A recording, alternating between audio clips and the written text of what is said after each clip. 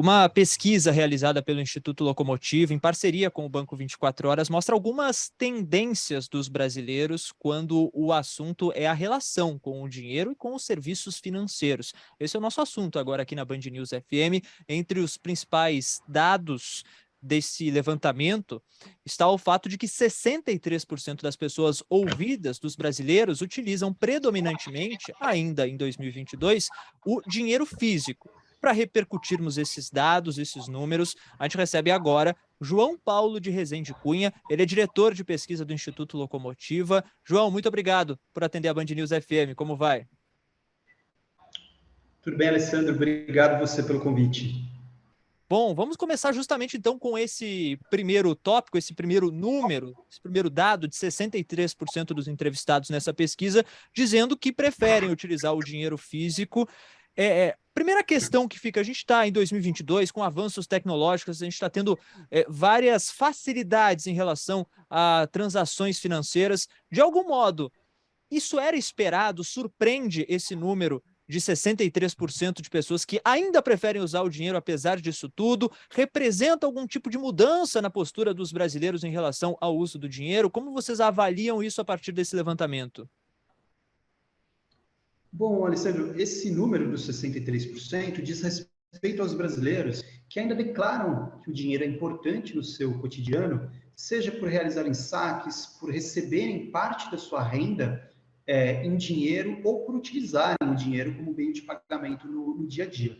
Então, isso indica que, de fato, o dinheiro, apesar de todo o avanço que nós tivemos de outras formas de pagamento, avanços tecnológicos, o dinheiro continua sendo muito importante para os brasileiros, por diferentes motivos. Tá? A gente poderia dizer que essa importância é variada. Então, essa importância, por um lado, pode ser por conta do recebimento ainda em dinheiro vivo, sobretudo para os autônomos, para os comerciantes, os brasileiros que são empreendedores. Então, para eles, o uso do dinheiro é uma imposição da realidade, né? Porque grande parte da renda deles ainda vem em dinheiro. E aí eles continuam usando esse dinheiro recebido no seu cotidiano. Para outros brasileiros, essa importância do dinheiro no cotidiano vem, por exemplo, pelo fato de eles ainda conseguirem obter vantagens objetivas, né, vantagens financeiras, por exemplo, no seu uso no dia a dia. Então, nós tivemos uma parte expressiva dos que usam dinheiro dizendo que ainda conseguem negociar algum tipo de desconto, né, em algum comércio de vizinhança ou algo do tipo. Outros que indicam que o dinheiro, para eles, acaba sendo uma forma de conseguir controlar melhor os gastos. Não são brasileiros que ficam com medo de, por exemplo, se enrolar ao usar um cartão de crédito, não saber exatamente o quanto estão gastando, depois ter uma surpresa na fatura. Esses são aqueles que dizem que preferem ter o dinheiro certinho ali na carteira e quando acabar é porque não podem gastar mais nada. Então, tudo isso sinaliza que diferentes razões explicam essa importância alta que o dinheiro ainda tem no cotidiano dos brasileiros, a despeito de todas as inovações tecnológicas e de meio de pagamento que nós tivemos nos últimos anos.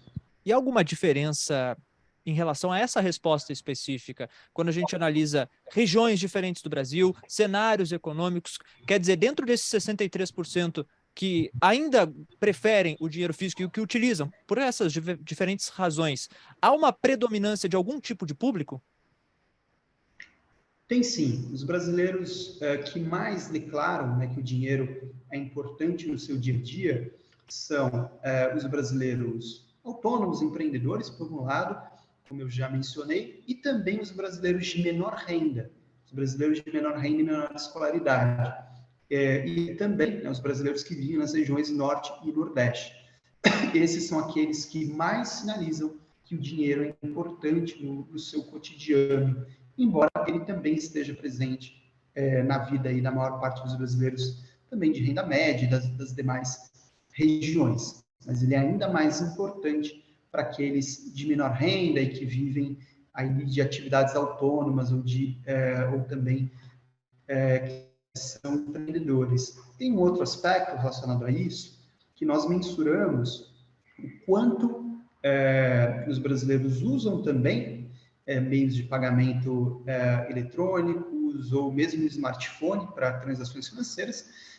E o que nós notamos é que os brasileiros usam, sim, transações eletrônicas, o smartphone, mas que eles não percebem esse uso como um uso excludente, né? Eles percebem que esses diferentes meios de pagamento são complementares. E aí tem um aspecto interessante, né? Nessas regiões norte e nordeste também, entre os brasileiros de menor renda, houve uma menção maior de episódios em que essas pessoas enfrentavam algumas dificuldades de conexão, seja por uma questão de sinal, seja por uma questão de não ter ali crédito, né, para ter internet, para conseguir fazer uma transação digital em determinado momento. Então, isso também acaba pesando, né, acaba também jogando, tem um papel para parte da população brasileira, sobretudo de renda média, renda baixa, de algumas regiões, ter ali uma confiança ainda expressiva no dinheiro, porque elas estão mais sujeitas a algumas instabilidades que o celular, por exemplo, traz no cotidiano, sobretudo pensando em pessoas que têm pacotes de telefonia pré-pago, que não necessariamente têm uma quantidade de dados, né, adequada, um melhor tipo de sinal. Então, isso também deve ser levado em consideração para que a gente entenda por que algumas parcelas da população apontam, né, o dinheiro como ainda mais importante. Então, a gente está falando aqui de uma daquelas facetas de quando a gente diz que há uma desigualdade também tecnológica, ou seja, algumas pessoas elas não têm acesso a uma rede de conectividade adequada e isso acaba impactando, entre outros vários assuntos e setores da sociedade, também no modo com que essa pessoa ela convive com o seu próprio dinheiro e com as transações financeiras, é isso? Exatamente. Nós tivemos 75% dos entrevistados dizendo que já deixaram de fazer alguma transação, uma compra, uma transferência, por conta de instabilidade na internet. Esse percentual chega a 87% na região norte do país, por exemplo. Então, é fundamental que a gente entenda, né, que as condições de acesso à tecnologia, embora elas se expandam nos últimos anos, e isso é muito bom, mas elas ainda estão longe das ideais. Isso se reflete nesse tipo de problema, que, sobretudo, os brasileiros de menor renda acabam enfrentando aí também nessa dimensão de pagamentos, né, de meios de pagamento, serviços financeiros no seu cotidiano. Agora, João, um outro dado que me chamou muita atenção dentro dessa pesquisa é que metade dos brasileiros declara guardar dinheiro físico em casa, ainda hoje. E a gente vive, nesse momento, período de uma inflação muito alta. É verdade que ela já teve mais alta, ainda há indicadores que mostram que ela está freando, diminuindo um pouco, já um cenário de deflação, mas ainda é um cenário de inflação alta, de taxa Selic alta, em patamares até históricos, com uma possibilidade, como disse, de redução aí num futuro próximo. Agora, esse ainda é o momento em que a inflação corrói o poder de compra das pessoas, e mesmo assim, esse costume segue. Como é que a gente pode interpretar esse dado específico? Esse é um dado que chamou atenção, de fato, né? Metade dos brasileiros diz guardar dinheiro vivo em casa, ainda que não seja uma quantidade alta, né? A maior parte guarda valores, tem poupança baixa, guarda valores baixos também em casa, mas acaba servindo ali como uma reserva para o dia a dia, né? Pessoas que, ou por uma questão de confiança, né? De preferirem ter ali o dinheiro perto delas, ou por uma questão de comodidade, pessoas que acabam usando esse dinheiro no dia a dia e não querem ficar se deslocando, né, até locais em que elas precisem todo momento, né, ficar ali recorrendo ou buscando dinheiro. Então, isso ajuda a entender por que ainda é tão alta a proporção de pessoas que diz guardar dinheiro vivo, mesmo em um cenário de inflação elevada, em que essas pessoas declaram, né, estar guardando, apesar desse dinheiro em casa significaria uma redução, né, uma perda de poder de compra, efetivamente. Bom, e além da questão da conveniência e da questão da confiança, né, nós temos também um aspecto muito interessante que surgiu da pesquisa, que tem a ver com uma percepção de que o uso, né, de meios de pagamentos digitais, de celular, hoje traz muito mais medo para os brasileiros do que o uso do dinheiro, né, dinheiro físico. Então, com a profusão aí de notícias, de relatos de amigos, parentes, mesmo notícias nos meios de comunicação sobre golpes financeiros, golpes do Pix, enfim, toda essa enorme gama de golpes, né, digitais que têm sido utilizados, tem um percentual impressionante de 86% dos brasileiros que dizem que hoje tem mais medo de ter o celular roubado do que a carteira.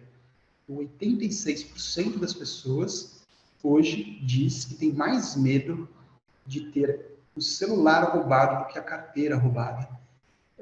Isso, obviamente, tem a ver com esses golpes todos que as pessoas recebem notícias, né, de colegas, enfim, de todas as fontes, e sinaliza também uma dimensão aqui de uma percepção, muitas vezes, de segurança maior em você sair de casa, tendo ali um dinheiro contado que você vai usar para ir na padaria, que você vai usar para ir no açougue, né, do que levando um celular, levando um cartão, e aí tem o risco de sofrer, né, algum tipo de fraude com valores muito maiores. Independente se isso é ou não verdadeiro, né, a questão da segurança do dinheiro versus os pagamentos digitais, não entrando no mérito de qual é mais seguro, mas o fato é que hoje as pessoas relatam um medo muito maior de perder o seu celular, de ter o seu celular furtado, roubado, do que de ter a sua carteira roubada. Acaba sendo um levantamento muito interessante, né, João? Porque a gente já falou de limitações provocadas pela desigualdade social mesmo, que existe no Brasil, pelas questões de desigualdade tecnológica, também com esse acesso difícil à conexão com a internet rápida, ou pelo menos aceitável em alguns pontos do Brasil, e agora mais uma dessas facetas que infelizmente são comuns no Brasil, que é a questão da segurança. Tudo isso acaba impactando, então, em como o brasileiro acaba se relacionando com o dinheiro. Agora, dentro de todo esse cenário, com todas essas perspectivas que são, claro, naturais do Brasil, que devem ser levadas em conta, que têm particularidades, peculiaridades de certas regiões com seus problemas.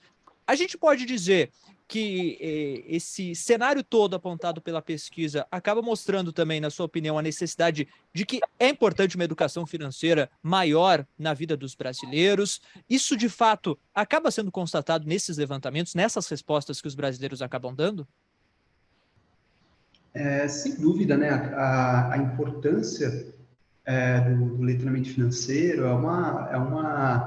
é algo que nós identificamos em todos os temas que nós pesquisamos, né, relacionados aqui à questão da vida, né, cotidiana do brasileiro tocante a assuntos financeiros.